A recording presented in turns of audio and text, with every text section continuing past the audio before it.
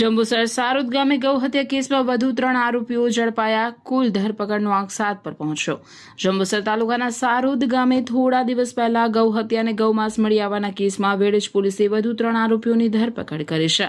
આ સાથે કેસમાં કુલ ધરપકડનો આંક હવે 7 પર પહોંચ્યો છે.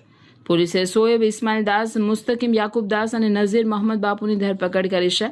અગાઉ 4 આરોપીઓની ધરપકડ કરવામાં આવી હતી. કેસની તપાસ દરમિયાન અન્ય આરોપીઓની સંડોવણી સામે આવતા વધુ 3 આરોપીઓને ઝડપી લેવામાં આવ્યા છે. આ સમગ્ર કાર્યવાહી પોલીસ ઇન્સ્પેક્ટર એમજી ડોડિયાના માર્ગદર્શન હેઠળ હાથ ધરવામાં આવી હતી.